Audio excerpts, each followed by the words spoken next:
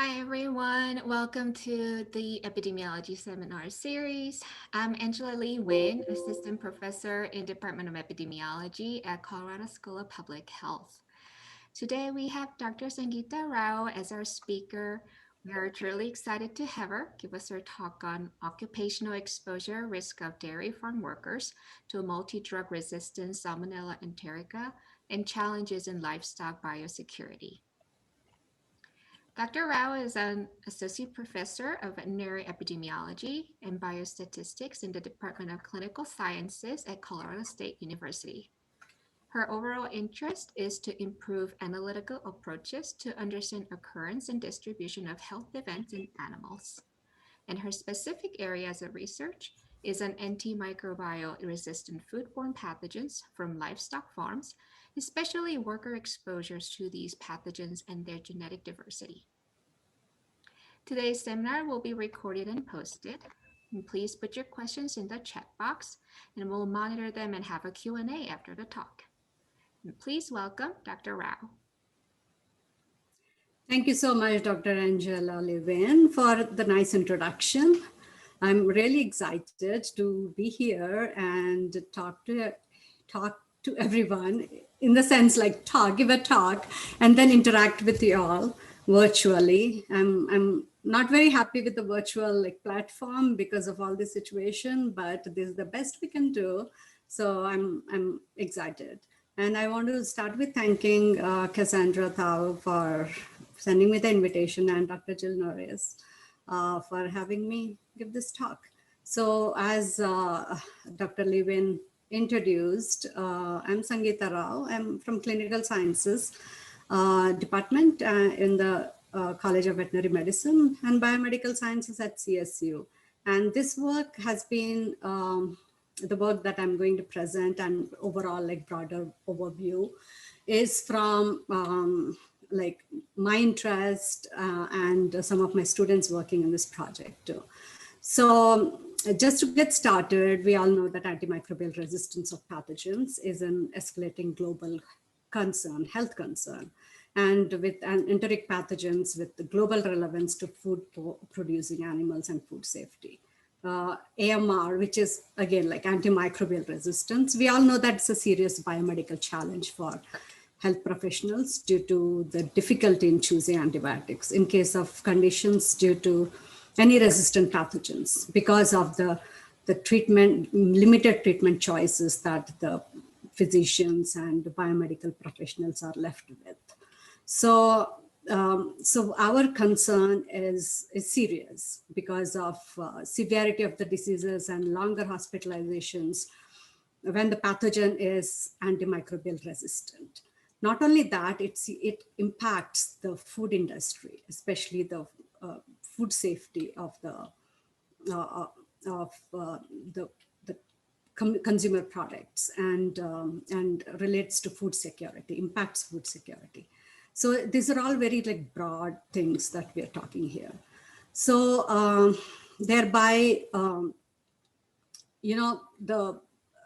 only the food safety, but we want to think about how occupationally the farm workers are being exposed to these pathogens by working in the farm environment. Thereby, my talk is on one such aspect called occupational exposure of risk of dairy farm workers to multi-drug resistant Salmonella enterica and challenges in livestock biosecurity. So I'm trying to bring these two topics together to be able to say how biosecurity in the livestock plays, especially the dairy farms, ties up with reduction of antimicrobial resistance. We have not tested it. This is all very concept-based right now. So my outline would relate to these three broad topics: antimicrobials in livestock production, addressing worker health, livestock biosecurity and antimicrobial resistance. And then the third one would be our efforts at CSU towards dairy worker health, herd health, and AMR. So let's start broad.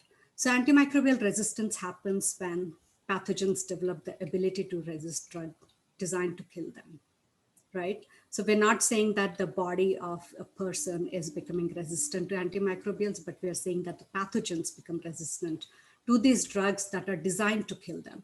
That's the reason we call these pathogens as like superbugs, right? So several medical advances are dependent on the ability to fight these infections using antibiotics, especially, for example, like joint replacements, organ transplants, etc.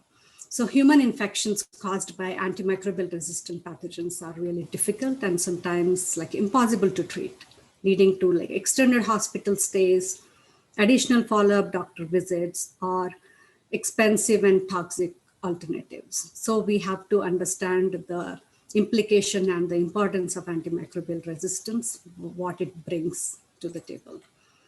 So here are some numbers from the US.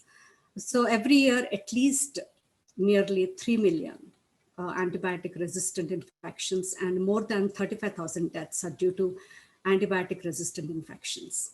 And the numbers from salmonella infections are about 1.2 million per year, and the drug resistant salmonella infections are about 100,000 per year. So medical costs, they really escalate according to this, and representing about like nearly $500 million in the cost expenses towards antimicrobial resistance. And we don't know how much of these comes from livestock sources, right? So nobody has, I don't think I've seen any literature which says this much is coming from the contribution from the livestock source. So fighting this threat is a public health priority that requires a collaborative approach, global approach, collaboratively with various sectors. So let me a little bit talk about use of antimicrobials in production animals. So antimicrobial use in veterinary medicine is commonly, you can like divide them broadly into like production, use in the production animals, for example, like food producing animals, as well as the companion animals like dogs, cats, etc. And people are very interested also in like having reptiles in their houses and all these, all that comes under like companion animals, you could say. So the antibiotics could be used for preventative as well as therapeutic. And in some animals, in the next slide I will show, is in some animals, they could also be for metaphylactic uses. For example, anticipation of a condition that could occur. And as I said, non-traditional pets like reptiles, like exotic birds have become very common. Thereby, enteric pathogens such as like Salmonella, E. coli, Campylobacter, Cryptosporidium are risk-causing pathogens, especially from food-producing animals. So again, I'm talking here about the production animals, but think about if it's a companion animal and antibiotic has been like prescribed to that pet, and what like compliance or what role the pet owner plays in terms of antibiotic use for the pet. So these are some broad categories that antimicrobials could be used for production animals. For example, treatment of illness on individual animals, controlling diseases, preventative way of using antibiotics, and very commonly used for growth promotion in some countries. And I'll talk about it more in my future slides. So here's this picture I really like. It's a cartoon, but I thought I'll show it here because I also show this in my class that I teach. Is there are various areas that antibiotics could be used in animals. For example, after surgery, dry cow therapy, when an animal is not milking and it's called dry before it calves for the next season. And then udder is usually treated with certain antibiotics so that it's a preventative aspect for not getting any infection in the udder, which becomes a serious issue in milk production. And some of the times animals are also given antibiotics before transportation to reduce the stress or to reduce any illnesses from any pathogens, such as like shipping fever, or once they land into some other area, they don't get stressed out and get infections in the new farm. So also they could be used for potential outbreaks or stressful conditions. So antimicrobials or antimicrobial resistance is the largest global health threat in 21st century and requires urgent measures. So antimicrobials are used worldwide in both humans and animals, as we've been seeing, for prevention and treatment of infectious diseases, but in animals also for prevention mostly. Humans, I don't see antibiotics being used for prevention purposes unless it's for certain conditions. And in certain countries, they're used for animal farming as growth promoters. And thereby, slowly what scientists and people working in this industry has observed that there is a strong correlation between antimicrobial use and antimicrobial resistance in animal production. And it has been established very well with observational studies and antimicrobial use and antimicrobial resistance surveillance data, as well as meta-analysis. So due to the high significance of these associations and correlations, thereby measures have to be put in place for usage of antimicrobials in these farm animals, because they go into the livestock production as well as processing and end up on the table. So increased levels of antimicrobial resistance have negative impacts on livestock production, either by reducing farm productivity and higher costs of disease treatments. So thereby, if we say that unnecessary use of antibiotics could be minimized, and like if we talk about the spread of antibiotic resistance could be controlled. And in certain situations like ampicillins, tetracyclines, they are very commonly used for after like surgeries in animals, as well as I was talking about, like intramammary drugs for dry cow therapy. Beta-lactams could be used, or lincosamides could be used. So, and there have been certain restrictions by FDA in usage of such drugs in animals due to their implication on public health. So thereby setting up certain surveillance programs for diseases and even for animal health at larger scale or even at a smaller scale would benefit overall health. Hence, by implementing these surveillance programs, we are not only improving animal health, but also reducing disease burden in humans. So because of its implication in the food safety, right? And especially in zoonotic diseases, as I said, food safety and also economic impact. Zoonotic diseases, because if you put a surveillance programs for a disease entering into the farms, and if you know what zoonotic diseases are, they are the diseases which can be transmitted from animals to humans, or sometimes we call it sharing of these diseases between animals and humans. So if you are putting surveillance programs, strict surveillance programs for animal health, you are not only improving animal health, but also directly and indirectly improving human health by reducing the introduction of any zoonotic diseases. And foodborne diseases are very common in these farms. And you want to make sure that the workers or people working in those farms are prevented from those diseases and what their exposures are. Are they using proper PPE or not? Those kind of issues come into picture in terms of exposure of these people or workers to all these pathogens, not only foodborne pathogens, but again, very severe zoonotic pathogens. So thereby, it's important to understand the setting of surveillance programs in any farm, be it like very huge farm, very large farms we call it, or medium size or small farms, but surveillance programs need to be put. And sometimes just monitoring would be useful in terms of combating these diseases.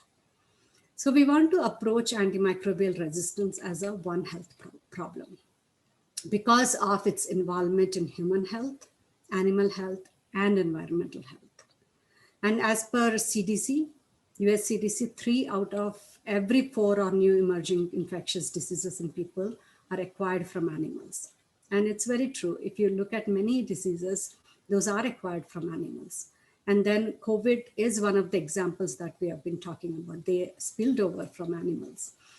So we have this AMR also as an issue that we have to keep controlling. We may not be reaching 100% perfection, but still there are certain measures we could take at the farm level that could prevent not only the AMR pathogens entering the food chain or food production chain, but also preventing these workers getting exposed to these pathogens. So thereby, in human health, what we can do is probably work on the dosages, duration, and indications of these antibiotics when they're prescribed. And in animal health, antibiotics that are used to treat infections in food animals as well as pets needs to be emphasized.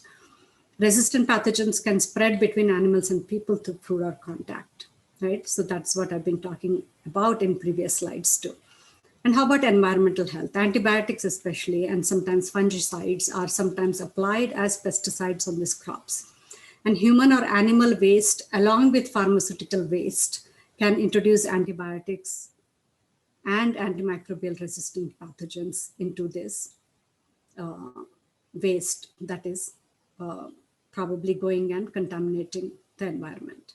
So my next slide here, I thought I will put together for you all to see how AMR, along with these farm animals waste, could be transmitted or could be contaminating the environment as well as going to the public health. So if you say antibiotic or antimicrobial use in these farms, in the livestock farming especially, and I'm concentrating here on the dairy farms, and I've actually, these pictures are taken from some of my training programs that I do for especially East Asian or the Southeast Asian countries. And when I visited, I took these pictures to be able to show how the system there, when it's a small farm, it's a backyard farm, how people and animals are living together. So these are backyard farms, how these exposures could happen.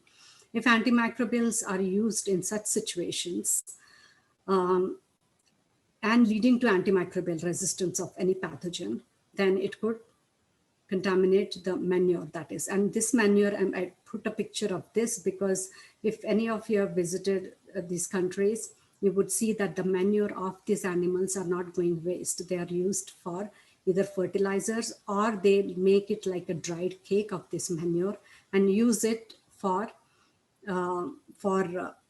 as a fuel for cooking food. So you can see if these are like contaminated, they could very well go into the food. And not only that, the products that are coming out of the dairy animals, for example, milk, or if the animal is no more producing, they convert that into a product, meat. So these could go into the food system and go into the people, the community. And then from the manure, it can contaminate the environment, also the sewage or the water bodies that are flowing around. And then sometimes animals go and drink water there. And not only that, our interest here for this talk is on occupational risk of workers in the farm, transportation, slaughter plants, and processing areas. And we've seen during COVID that some of the slaughter plants were shut due to the exposure of these people with the COVID.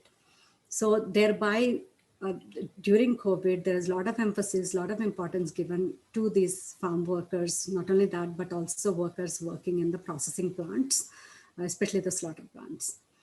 So it's important to emphasize on that and take the antimicrobial resistance also, and to be able to see how these people are being exposed to antimicrobial resistance and what could be done to be able to prevent this. So thereby, occupational risk of farm workers becomes important. So I put like 2 points here. Bacteria and other pathogens are known to be present throughout the production of animals, food animals, from farm to fork. And we understand during all the food safety classes or food safety books that we read about farm to fork, how all these production cycle of the food needs to be taken care of to prevent them from contamination from any foodborne pathogens. And the risk they represent has been most often considered in the context of food safety, right? So this is the emphasis always, but not in the context of occupational risk, but how these workers are being exposed and what could be done to be able to prevent. And biosecurity, this is the terminology I'm using, but I'll talk about it more when I talk about biosecurity. So I want to bring that point here. So biosecurity plays a very important role here in this occupational risk. The farm managers can definitely keep in mind the biosecurity of livestock farms. Not only that, I also want to bring here a point of biosafety measures for livestock handlers. So biosecurity and biosafety, and I will talk about it when I talk about the project that we are doing currently.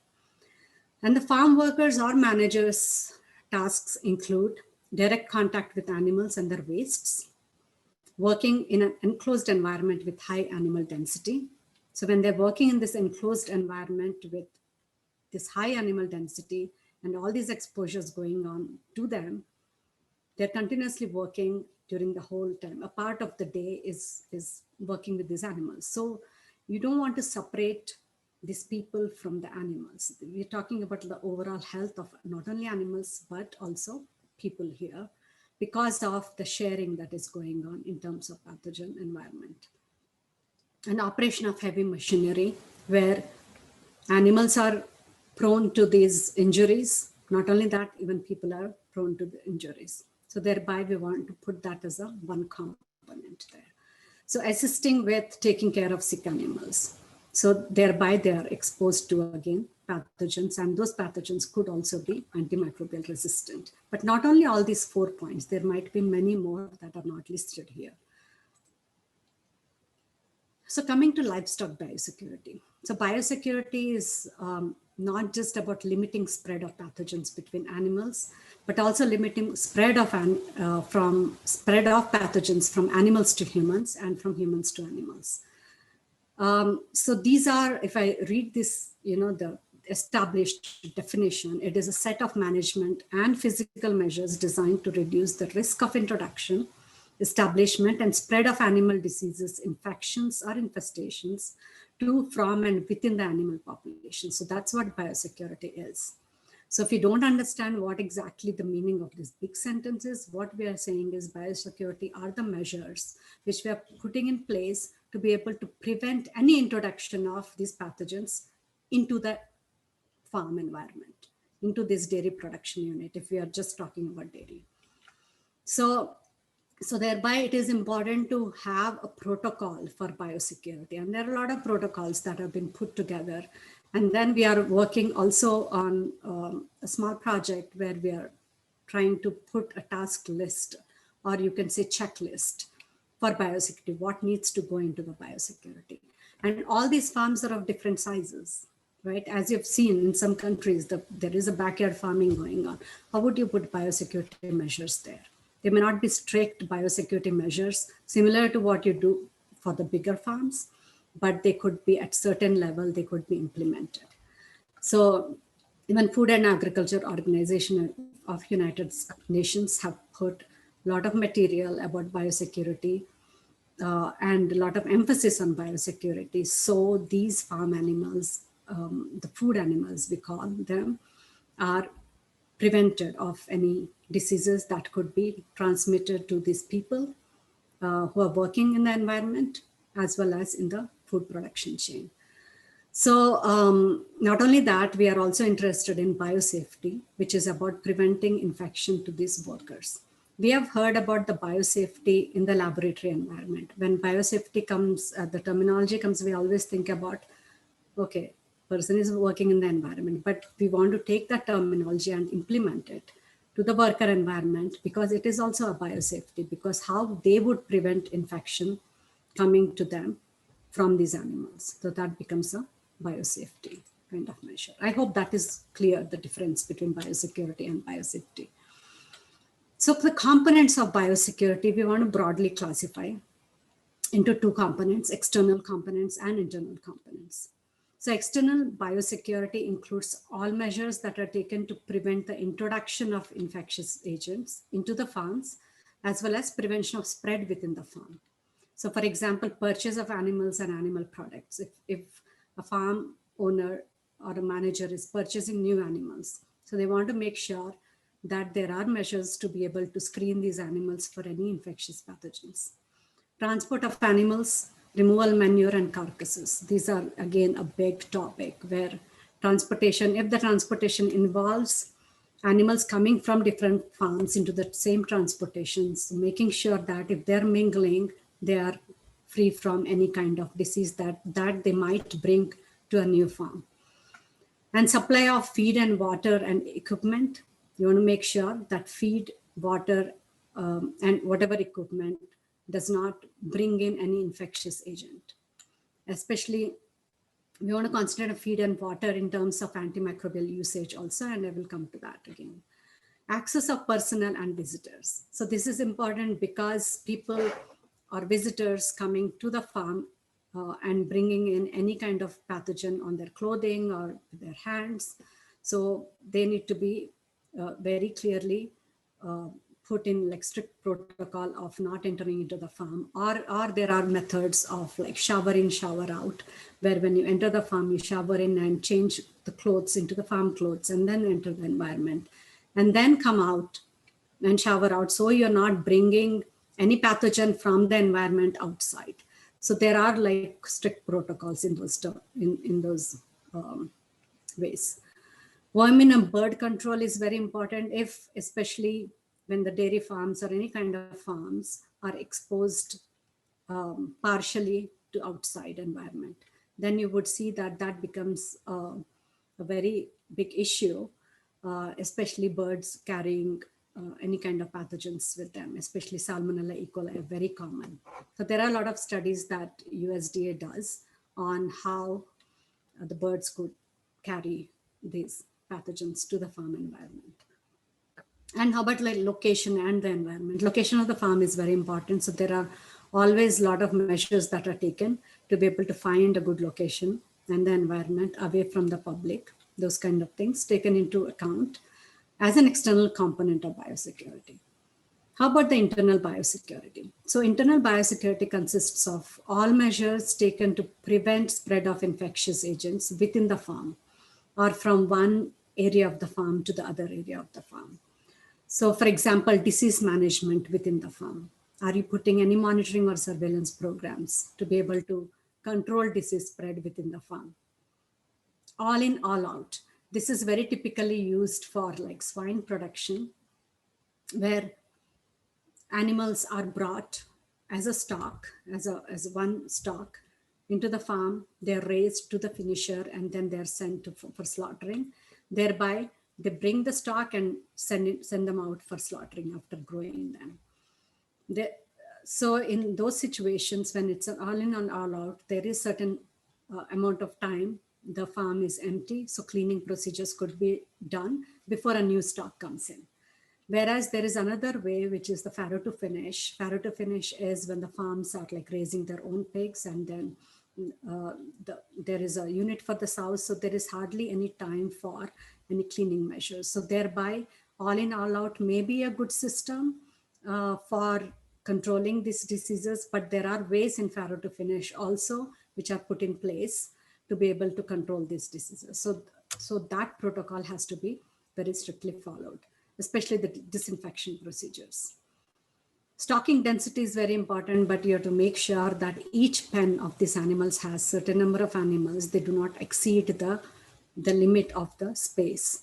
So thereby the stress is reduced and exposure to these diseases are reduced. Compartmentalization and working lines are very important. And compartmentalization is one of the areas that Food and Agriculture Organization is emphasizing on.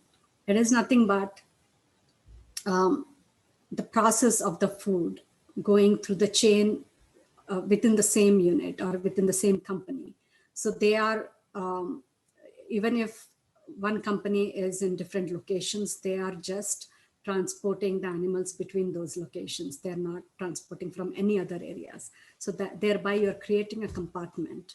So the biosecurity is maintained because you have the same protocol within the same company, although they are in different locations. So that is one way to control the diseases. And cleaning and disinfecting, as I've been talking in terms of like external and internal components, cleaning and disinfection is very important and depends on like how often they are cleaned and there is like reduced exposure of these disinfectants to the animals. So thereby, I've talked about external and internal components here. So all of these are very important for implementing a strict biosecurity protocol. So overall, the strategies for limiting antimicrobial resistance in farming system, and all these I touch based, is one is the effective surveillance and monitoring systems to be put in place, whichever size the farm is. Close monitoring of supply and use of antibacterial drugs needs to be maintained. A log of antimicrobial drugs needs to be maintained. I keep switching between antimicrobial and antibacterial drugs here, although they are antimicrobial consists of antibacterial, antiviral, like all pathogens, but antibacterial are only for bacterial, to combat bacterial diseases. So I keep switching, which is very commonly, you will see that people keep switching this, but between these terminologies, but it is important to understand the differences. Prescription based on sound medical and veterinary principles. And I will talk about it in the next slide. Strict adherence to drug withdrawal periods. This is very important in veterinary medicine, especially in the food production animals, is because if an animal is treated with any kind of antibiotic, you want to make sure that the withdrawal periods are maintained, that the drug does not go into the milk they're producing or the meat they're producing. So there is a time limit where animal is not sent for slaughter, or the milk that is produced by the animal is not sent for human consumption. And do not use antimicrobial agents for growth promotion, because in certain countries, also within United States in the past, and that I will talk in the next slide, in the past, antimicrobial agents were used in the feed and water in smaller quantities for improving the feed efficiency, as well as increasing the weight or the weight gain for these animals. So that has been stopped now, and only under veterinary prescription this can be done, because of the implications the growth promotion antibiotic agents had on antimicrobial resistance dissemination. Improved hygiene, disinfection, vaccination, and for prevention and control of infectious diseases. So this is very important to be put in place. Vaccination protocols are put in place. Hygiene and disinfection protocols are put in place. And as I mentioned in the previous slide, strict biosecurity protocols needs to be maintained. And in the previous slide, I said that I will be talking about the antimicrobial usage in the feed and water. So from 2017 in US, all medically important antibiotics to be used for food animal species, especially in feed and water, require a veterinary feed directive, and which is nothing but a prescription of antibiotics provided by a veterinarian only in certain circumstances. And this is approved by FDA. So from January 2017 onwards, use of antimicrobials in the feed in smaller quantities is restricted or banned, and only under veterinary feed directive that can be given. And as I mentioned, again, I would say that antibiotics were given in the feed before to gain the body weight of these animals and to improve the feed efficiency. So whatever feed they're consuming, they're efficiently used to be able to increase the weight. So the changes have been made for the use of these antibiotics. And the way it is done is, this is a very nice chart put, which I want to go over. How it happens is the farmer, if the farmer, he or she chooses to use the medicated feed, then the farmer contacts the veterinarian and discusses why the medicated feed is needed. And the veterinarian, if convinced, writes veterinary feed directive so that medicated feed is used correctly, and keeps one copy. And 2 copies are given to the farmer. So farmer takes the copies to the feed store so that the medicated feed is mixed and given. So feed supplier sells the farmer the feed as directed on the VFD. And farmer brings home medicated feed and feeds to his animals according to the VFD instructions. So this has been strictly followed from 2017 onwards. So I will spend rest of the time in showing what my research group is doing at CSU in terms of dairy worker health and AMR. So first one is project involving dairy worker exposures and antimicrobial resistance. Is farm workers, as I've been talking from the previous slides, including the dairy workers, are essential workers, right? And they have major contributions towards food security generated from the livestock. So workers' health is very important to maintain. And in the light of COVID, we have realized that more than before, right? So although there are many policies for safe practices, the workers undergo various health risks, including exposures to zoonotic pathogens, which also includes antimicrobial resistant pathogens.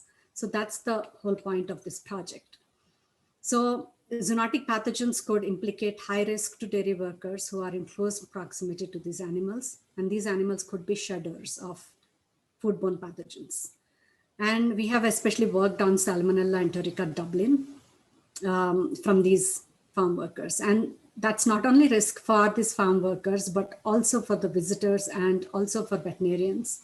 And these people, the workers could carry these antimicrobial resistant pathogens home to, when they interact with the family members, they could, who they contact in their daily lives. So the risk is further compounded by the presence of genes that could confer resistance to multiple antimicrobial drugs. So we understand the behavior and practices of workers play an important role in exposure of these pathogens during any of these activities. I've given only a few activities here. And then we thought that worker clothing could be used as a proxy to evaluate the risks of exposure to these pathogens. So we did not sample the workers, but we sampled the worker clothing because it's very close to the workers.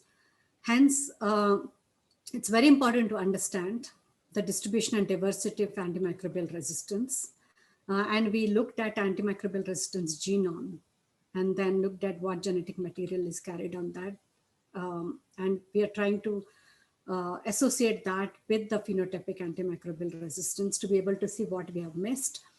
And also we want to link specific epidemiological sources where we can implement certain mitigation strategies for antimicrobial resistance.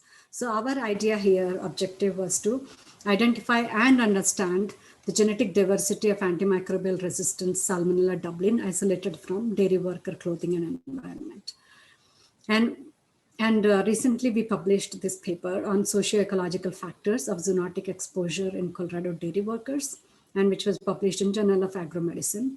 So we took these samples for the current study to be able to find what antimicrobial resistance is carried on these pathogens that are collected from the workers' clothing. So we included one conventional dairy farm and one organic farm because it was a small pilot study.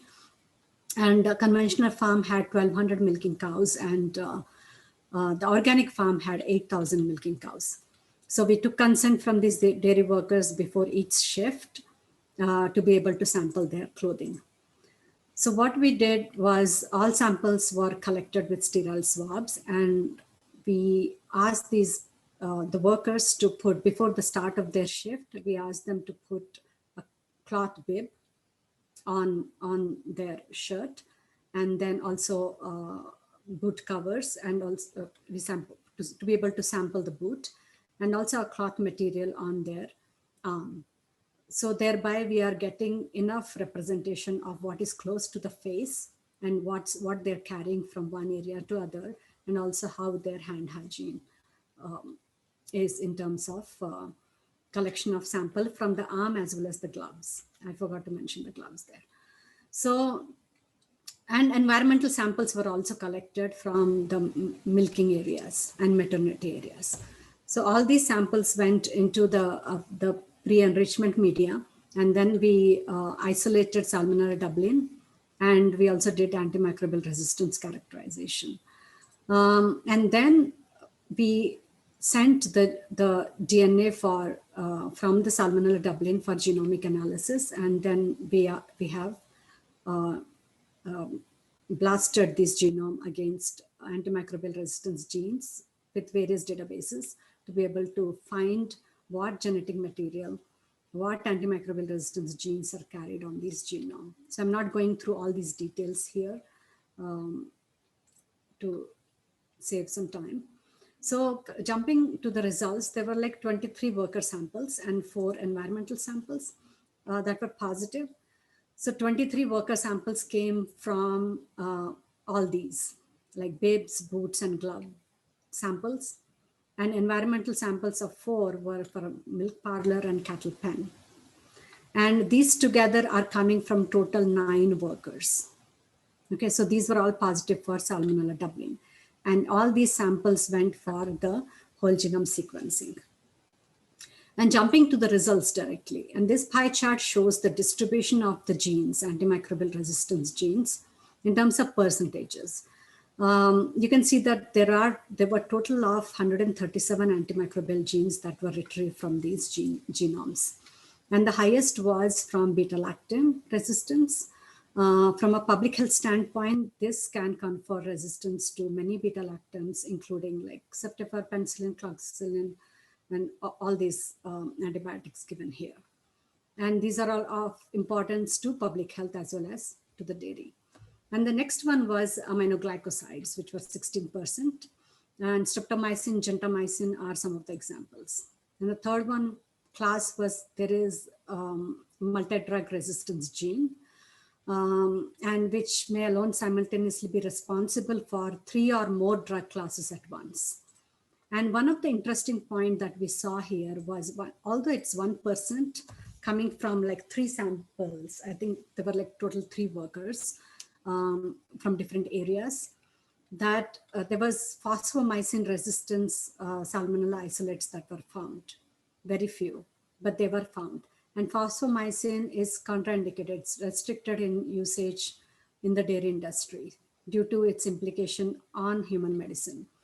But we found this gene here. So we are trying to look at the phenotypic antimicrobial resistance towards phosphomycin right now in our laboratory to be able to find if they are really resistant to the phenotypic, are they showing phenotypic characteristics of phosphomycin resistance? If so, at what potency?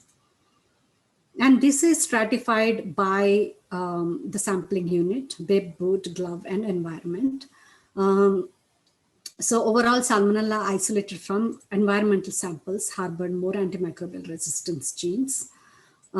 So you can see that the beta-lactams were highest or highly found in boot samples.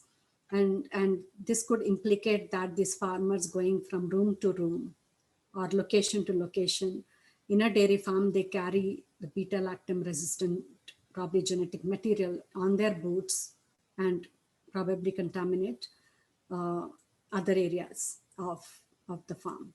Next one is aminoglycoside resistance, represented as the second most overall abundant antimicrobial resistant genes, and multi-drug resistance, and then again phosphomycin resistance in the boot sample that we are exploring. So overall, Salmonella Dublin is prevalent on dairy worker clothing and dairy worker environment. Beta-lactam resistance, which is a public health concern, with extended spectrum beta-lactamase resistance, is important to understand. And emerging phosphomycin resistance is at an exposure risk. So we're trying to find that out. And we are now working on antimicrobial susceptibility testing to look at the phenotypic resistance and also trying to analyze what virulence factors are there on the whole genome. So that was a part of very, quickly I went over the first part. And this, the second project that I'm going to show for a few more minutes is dairy farm worker knowledge, attitudes, and practices to assess livestock biosecurity and infectious disease prevention in Colorado dairy farms. And this is a part of one of our doctoral student, Dr. Fakib. So he is working on enrolling the dairy farms right now to be able to understand what knowledge, attitudes, and practices of these workers from the dairy industry have on biosecurity as well as biosafety. So effective biosecurity practices. So I'm not going to go over each point here due to the interest of the time. But as I mentioned a little bit about what biosecurity and biosafety are, I think it's clear on why we are doing this study, to be able to understand what exposures these people have and how their knowledge, attitudes, and practices are important to be able to understand this more and find gaps in their probably a training or their understanding of biosecurity and biosafety. So good biosecurity is associated with improved animal and human health, as we saw before. And it has economic importance and also reduced antimicrobial usage. Because if there is a good biosecurity protocol put in place or a sound biosecurity protocol put in place, then there will be less burden of pathogens within the farm. And then there will be less sick animals and less usage of antibiotics. So that is the whole sequence that we could hypothesize. And sound biosecurity measures are essential for food security, preventing antimicrobial resistance, prevention of introduction of potentially dangerous pathogens into production animal and human populations. So this is a chart here that is really very interesting to go through how this biosecurity could be mapped and planned. And we want to consider this pandemic as an opportunity to explore infectious disease threats to the farms, on the farms through like a comprehensive lens that considers animal health, human health, and social determinants of the health. So if you take a livestock biosecurity here and biosafety here, we are trying to find what knowledge, attitudes, and practices of these workers are, so we can tie these two together. So our objectives overall is, as I said, is to have a quantitative assessment of agriculture biosecurity in conventional as well as organic Colorado dairy farms, and also to be able to understand their knowledge, attitudes, and practices on their understanding of biosafety or prevention of infectious diseases within the farm. So this is a big chart. I'm not going over all these points, but here we are developing a questionnaire. We have actually developed a questionnaire and translated into a Spanish translation, so it's easy to communicate. We have so far recruited 5 conventional farms and 2 organic dairy farms in Colorado. And in these times, it's very difficult to enroll any farms due to strict, again, biosecurity protocols due to COVID. And our aim is to at least interview or give the questionnaire to 20 owners or managers, because we want to understand their point of view also, and about 40 workers. So we constructed the questionnaire and giving them the questionnaire. So the structure has been developed, and the themes are for the questionnaire are their understanding on the animal diseases, zoonotic diseases, COVID-19, threat perception, obstacle for prevention, and all these, including PPE and sick leave policies and all that. So far, the success rate has not been very huge, again, due to COVID, but we are trying to enroll more farms, and it will go throughout the summer. And if anybody has interest in understanding more about it, I can certainly provide my email, and then we could communicate. So as I said, our idea is to tie these two together, biosecurity and biosafety, thereby bringing the whole, the health component together. So overall conclusions, antimicrobial resistance and food safety of animal origin is an important One Health issue. Biosecurity and infection control at farm level is one of the key factors. Antimicrobial usage and compliance needs to be better understood at food animal level. And continuing education's training on stewardship is the key. It's very important to understand that antimicrobial usage and how the stewardship is, how much to use and what kind of dosage, when to restrict and when to withdraw. Those kind of things are very important. So our future directions with the questionnaire development would be to tie in this total worker health in dairy systems and the livestock health in dairies, and then utilize some digital platform that we're thinking to be able to develop a dairy health scoring system. So if we have this total dairy health scoring system wherein the indices, or we call it domains, or sub-indices or subdomains indicating health components of workers and animals on dairy farms. So if we tie all that together, we can take the dairy farm as a unit instead of separating out human health and animal health, because of the time that is spent during the day by these workers with these animals. So the health has to be taken it as a holistic approach to the dairy health due to the shared environment they have. So a holistic approach and and developing a scoring system to be able to find total dairy health will be very important for any future implementation of control or prevention measures. So I will stop it here, and all these acknowledgements and more than this, actually some of the names I've not mentioned, but I mentioned the agencies here for bringing in the technology and bringing in the ideas to be able to work towards these projects. Thank you, and I'll be happy to answer any questions. I wanted to give some time for the questions, so I had to rush a little bit. Thank you so much, Dr. Rao. I think I see some questions in the chat box.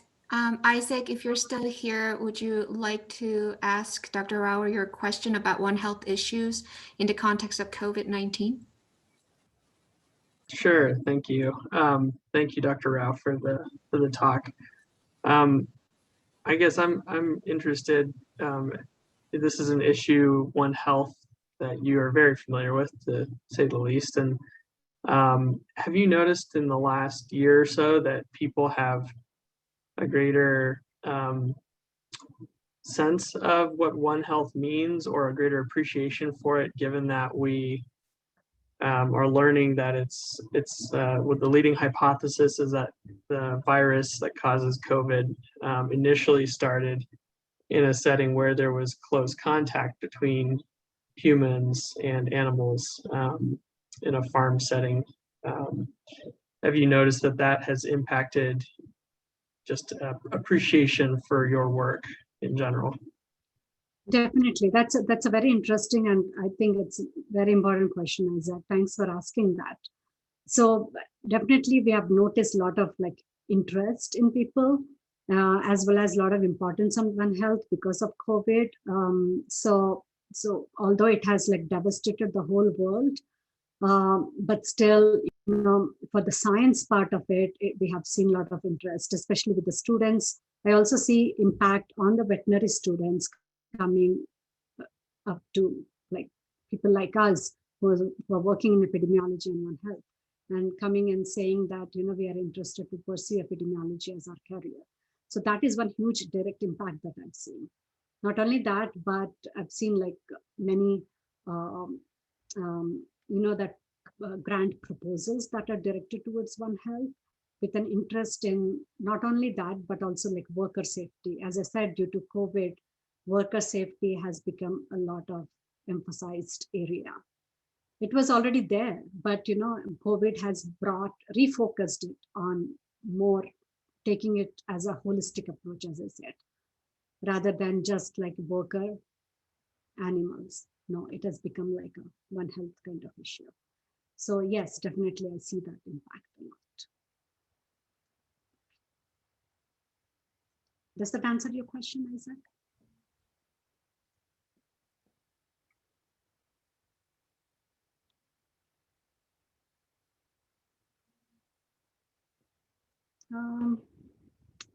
Am I audible? Yes, you are.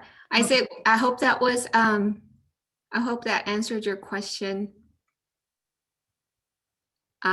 We have, oh, he says thank you. Yeah. We have one more question from Susan Nayermeyer about in the context of neonatology. Susan, would you like to say a few words? Maybe not the aspect you expected to have a question about, but it's interesting though. I did want to share a case that I had where the risk extended not only to the worker, but to the infant son of a worker in a feedlot. The baby presented with really very refractory sepsis and necrotizing enterocolitis picture. And it wasn't really until we elicited the history of where the father worked. And although we weren't able to define the antimicrobial resistance profile, we eventually were able to get a good therapeutic result, but using antibiotics that were far from the first line for neonatal sepsis. So ampicillin and gentamicin resistance really have huge implications for neonatal health. And my question was about what you see as links in your work outside the United States, where this may have even more relevance to infections in young children and newborns, especially in the setting of family farms and closer interaction with livestock. Very interesting question. So, so have you like looked at the susceptibility testing, like ASTs? Have you done ASTs on that individual, the baby? Or I'm just curious to know. We were not, this was decades ago, and we were Okay. actually not able to isolate the organism, but it was definitely a clinical Yeah. profile that fit. Okay. So I would say probably it will be a similar situation. Decades ago here would be a similar situation in the countries, especially the rural areas that we work on. We work on the training programs, but directly we have never like sampled any individuals to be able to find if there is any implication of antimicrobial resistance on family members of these people working. But I would imagine some conditions happen, but they're never traced back to the origin, right? And in the past, I worked in the veterinary hospital in India, where I was a large animal vet there. I've seen certain cases happening, but it never occurred to me that it could be an antimicrobial resistance. Because if one medication did not work, you would switch to other medication because you are in a kind of a hurry to be able to treat the animal rather than thinking about like, ASTs, as you're saying, because it was a village condition and collecting sample and sending it to the main, center laboratory would take at least a day. And then once it reaches with all these conditions that sample goes through, once it reaches the laboratory, then it takes a while, at least 2 to 3 days to be able to find that ASTs. By that time, the animal would be like suffering. So in those situations, you would collect the sample, but you would not wait for the result to arrive before you start the antibiotic treatment, right? So that is the realistic situation we are in, especially in the rural areas where medical facilities are not there, where I wouldn't say medical facility, diagnostic facilities are not, in a reachable distance. So straight answer to your question is that I have not encountered any such thing, but I'm sure there are situations like this that might be happening. But I've seen like certain skin conditions that would be like directly, you would know that it's coming from these animals living in the same environment. Yeah. Thank you so much. Thank you, Susan, for the nice question.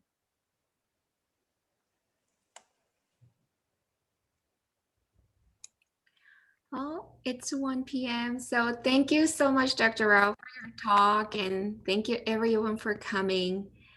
See you next time and take good care. Thank you so much for having me here, Dr. Lillian.